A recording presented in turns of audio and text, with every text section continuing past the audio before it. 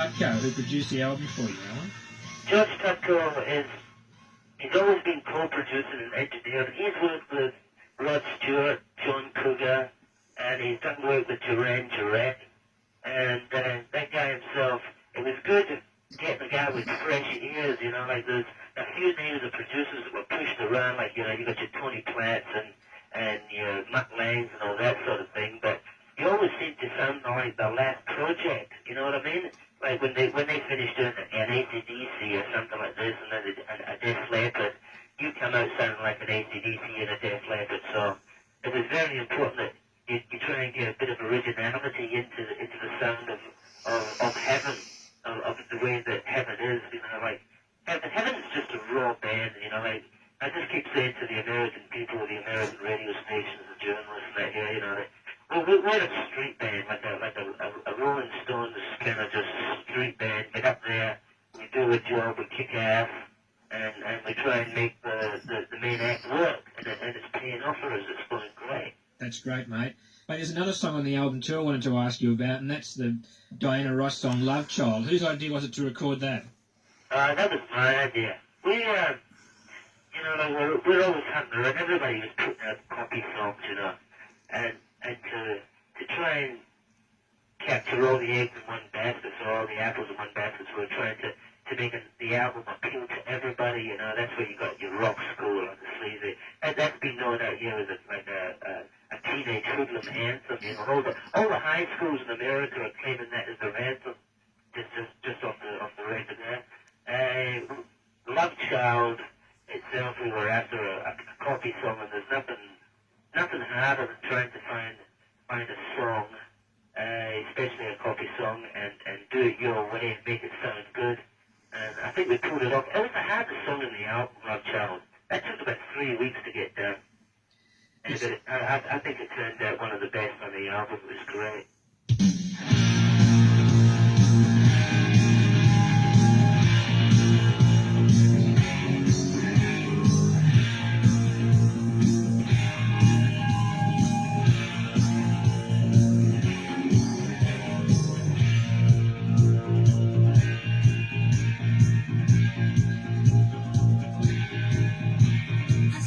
My life in an old cold, run down town slum.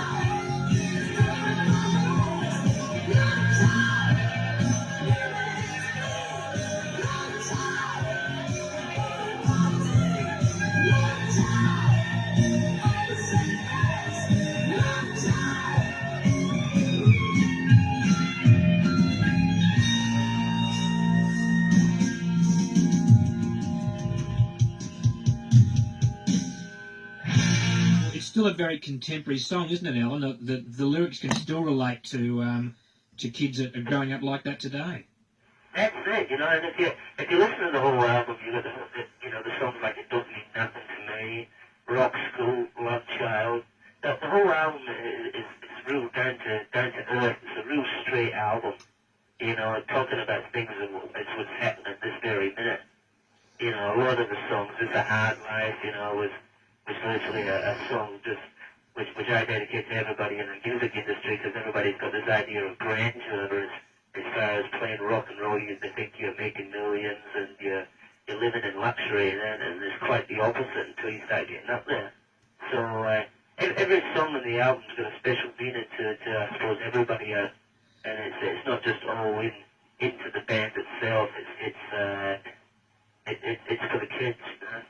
I understand. Now, you were talking about Jimmy Z just happening to be in the studio and wanting to play on Rock School. I noticed that you've got Glenn Hughes on the album, who was in Deep Purple for a long while, and then with a guitarist called Pat Thrall, and also you've got Lita Ford, who used to be in the Runaways, and she's got her own band going now. Were they just in the same situation, just happened to be there when you were recording? Yeah, well, I'm good friends with Glenn Hughes out here. Real good friends. Glenn helps us out a fair bit as far as singing and all this sort of thing and helping us out. And he's a good drinking buddy. Lita Ford was a friend of the band, and that comes over to the Heaven House. Also on the album there, I think you see on the back, it's got Evil Eyes. Well, that's Ronnie James Dio. You know, just because of management sort of things, that we couldn't put down Ronnie James Dio, so he said, shut me down as Evil Eyes, because he does backups on Angels Fear the Tread. What's the Heaven House? That's just a place where you all live, is it? Yeah, well, we live in North Hollywood, not far from, you know, like the Universal Studio, the real clicky area. And we just call it the Heaven House, and when any of the bands, like the bands that we know, like Death Leopard, Priest, Maiden, you know, any of those guys, Dio, all that sort of thing, we've got a swimming pool and a bar at the back, and we all get there and have a bit of a drink and a good time, you know? Because when it's summer here and it's nice and hot and the pool's great, geez, we have a good time. Just like the Barbies on Sunday afternoon. That's terrific. Look, you've talked about supporting other bands while you've been away. Have you been able to do any headline concerts yourselves? Yeah, we've like in between the Motley Crue tours and all that sort of thing. Any of the tours we do, like even the Black Sabbath ones, we've got strong points as well. Like we're pretty strong down in Texas just now. And we'll just come from Texas, like Fort Worth, Houston, San Antonio, Corpus Christi. We've done shows there ourselves. Like a couple of days with Black Sabbath last week, they couldn't do it and that, so we went ahead and done our own headliner dates down there. So as far as heaven is going in America, you know, heaven, all is well in heaven, and it's getting better. You know, just the whole thing with the videos and the write-ups and the reputation that we're getting as a live band is fantastic. That's great to hear, because I was going to ask you whether you are satisfied with the band's progress in the 2 years you've been away. Obviously you are. Oh, mate, I couldn't ask for anything better, you know. It just seems a bit of a pity, you know, that every band has to leave their own home to get some recognition, you know, because it was like banging our heads against the wall in Australia. You know, like every interview and that, we're still an Australian band, and we're still based in, you know, Sydney and that. Even though we're living in Los Angeles, we're still Australian, but it makes you a little bit mad, you know. Sometimes it gets under your collar a little bit when you get magazines from Australia and you read about all the bands, you know, like all the hippie-like type bands, you know, well, not hippie as in hippie, but all the hype bands of Men at Work and your Mentals and your Midnight Oils, all the bands who were really huge in Australia, you know what I mean? When you read about them and then you don't see anything about heaven, but heaven's over here kicking ass more than those bands are doing in Australia, you know what I mean? Yeah, I do, and it's great to hear you say that. Now, are there any plans to tour Australia again, say, in 1984?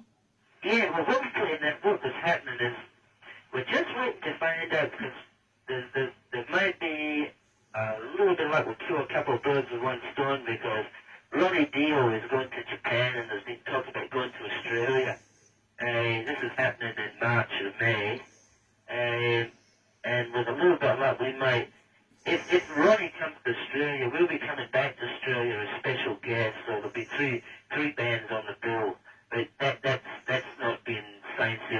salvage it.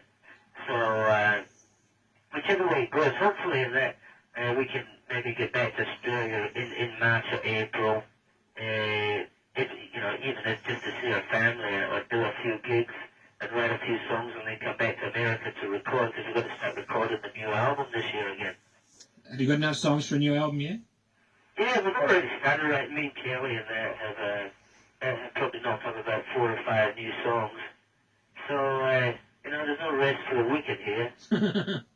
Well, listen, mate, it's great to hear you talking in such a positive way, and I hope that the opportunity does come for you and Ronnie Dio's band to tour here, and congratulations from everybody in Australia on the great success that Heaven are having already. Well, you know, I want to thank everybody in Australia, you know, like I said, we haven't forgotten about them, and if we do get back there in March from there, I hope they, you know, they come and see us, otherwise I'm going to have to wait another 4 years this time. Okay, Allan. Thanks very much for your time, mate. Okay, then, Bill. Ta-da, mate. All the best, mate. Bye. Bye-bye.